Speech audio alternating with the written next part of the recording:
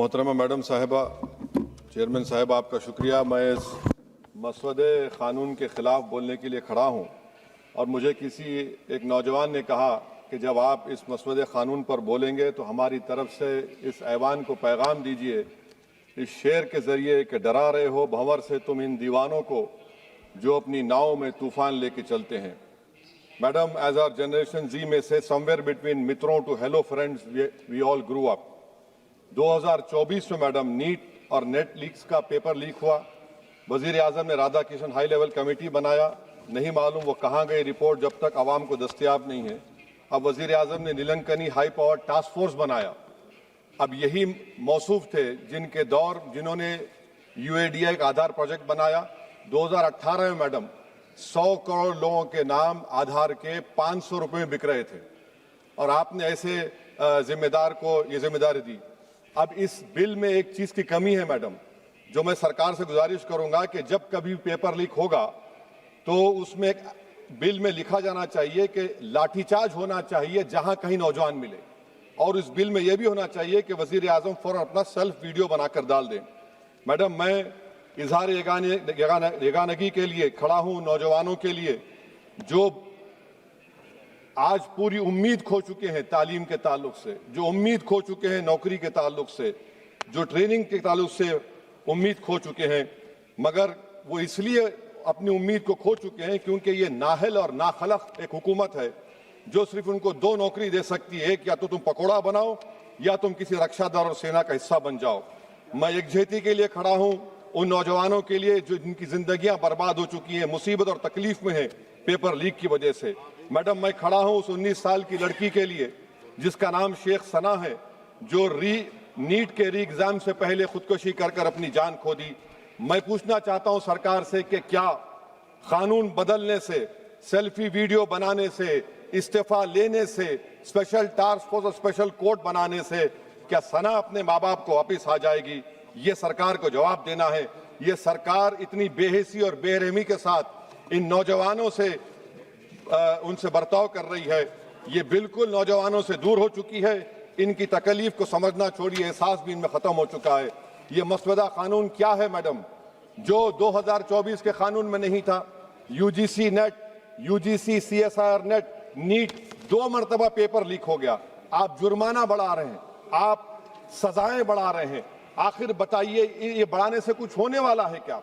असल गलती कहां पर है? आपने इन अकाउंटेबिलिटी को खत्म कर दिया, इन्वेस्टिगेटिंग एजेंसीज को कोई ताकत नहीं दी, और आप इन्वेस्टिगेशन को ये अख्तियार भी नहीं देते कि जो पेपर लीक करते उनको सजा दी जाए।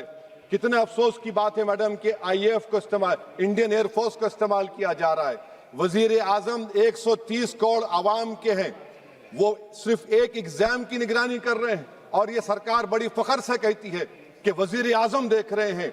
एयरफोर्स को इस्तेमाल किया जा रहा है। क्या एयरफोर्स को एक जमहूरी मुल्क में एक सिविलियन काम के लिए इस्तेमाल किया जाएगा? इससे बड़ी शर्मिंदगी और शर्म की बात नहीं हो सकती है कि एक सरकार किसी, और ये क्या बताता है मैडम कि ना वजीरों पर भरोसा है ना वजीर आजम पर भरोसा है, तो फिर इसीलिए हम इंडियन एयरफोर्स को इस्तेमाल कर रहे हैं।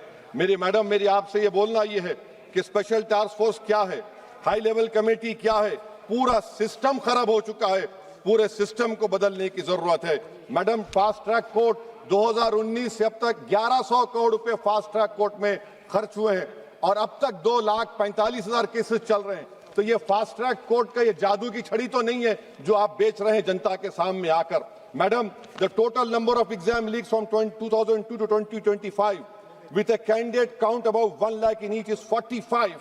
The number of cases that led to conviction abysmal low। सिर्फ 2 लोगों को सजा हुई है मैडम। NTA क्या है? NTA पर RTI नहीं लगता है मैडम। NTA एक सोसाइटी है, ना कैबिनेट ऑर्डिनेंस से बनाया गया ना कानून से बना। मैं खत्म कर रहा हूं मैडम। तो मैं आपसे हुकूमत से सवाल कर रहा हूं कि नीट का अंडर एग्जाम पेपर सेट हो गया था, अब नए चीफ ने आकर उसको क्यों चेंज किया? इसका जवाब दें। ये डॉक्टर सरदाना पराशर का क्या इन्वॉल्वमेंट है? पुणे लिंक क्या है? ये इनोवेटिव व्यू टेक्नोलॉजीज को 2018 से क्यों कॉन्ट्रैक्ट दिया जा रहा है बगैर टेंडर के? गवर्नमेंट ऑफ इंडिया का GFRCB रूल्स है। इस इनोवेटिव टेक्नोलॉजीज का फॉरेंसिक ऑडिट होना चाहिए। एक कंपनी को सब दिया जा रहा है। मेरी रिकमेंडेशन ये है सरकार से कि AI का क्वेश्चन बैंक बनाया जाए जो 1 लाख सवालात पर मुश्तमिल होगा, इसमें कोई ह्यूमन इंटरफेस ना होना चाहिए। और NTA का chairman, DG, secretary, exam controller, service IAS क्यों नहीं होता है? और फिर एग्जामिनेशन सेंटर पर मैडम बायोमेट्रिक क्यों फेल होता है? जब बायोमेट्रिक फेल होता है तभी जाकर ये पेपर लीक होता है। और मैडम इसमें विजिल ब्लोअर्स का, मैडम खत्म कर रहा हूं, इसमें विजिल ब्लोअर्स का कोई जिक्र नहीं है। जैसा शशिकांत सिकर का पुलिस ने एफआईआर नहीं लिया, नीट CBSE, UGC नीट का CBSE में दीपक ठाकुर, ये कुछ नहीं लिया गया। आखिर में मैडम ये सरकार ये कानून लाकर देश की आवाम को, नौजवानों को पैगाम दे रही है, तुम रोड पर निकल कर आओ, हम डरेंगे। इस ऐवान में अगर हम ये पैगाम दे रहे हैं कि एतमाद इस ऐवान पे नहीं होगा, जो रोड पर निकल कर आएंगे, तो फिर ये तो हुकूमत को सोचना पड़ेगा कि अगर लोग एनआरकी में, प्रोटेस्ट में बिलीव करेंगे तो पार्लियामेंट में बिलीव नहीं करेंगे। मैं आखिर में मैडम नौजवानों से झूठ बोलकर उनसे माहिदा किया गया, सुप्रीम कोर्ट अब उन पे केस बुक करने की बात कर रहा है। मैं मुबारकबाद देता हूं उन तमाम कॉन्स्टिट्यूशनल अथॉरिटी को जिन्होंने नौजवानों की उखाबी रूह को बेदार किया। अब उनको उनकी मंजिलें आसमान पर नजर आ रही हैं। तो मैडम जो नौजवानों को यहाँ पर अनाप शनाप बक रहे थे, उन्हीं नौजवानों की तरफ से मैं पैगाम दे रहा हूं, किसी को अपने अमल का हिसाब क्या दें, सवाल सारे गलत थे, जवाब क्या दें। मैं ये जो जुल्म किया गया है, पैलेट गन मारकर, मैं खत्म कर रहा हूं, पैलेट गन मारकर 4 लोगों को उनके जिस्म पर मारा गया। जुल्म फिर जुल्म है, जब बढ़ता है तो मिट जाता है। खून फिर खून है, टपकेगा तो गिरेगा।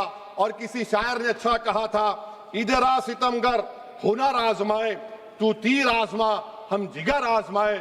आप नौजवानों को छोड़कर उनको अपना रिश्ता खत्म करके आप अगर हुकूमत करना चाहते हैं आइंदा 2.5 साल, तो मैं बड़े एतमाद के साथ कह रहा हूं कि आपकी मिस गवर्नेंस की वजह से कहीं खुदा ना खास्ता जो पड़ोसी देश में हुआ वो हरकत यहां पर ना हो जाए। उस आफत की दावत आप दे रहे हैं, ये इसीलिए मैं इस बिल की मुखालिफत करता हूं। मैडम सिमरत कौर बादल जी।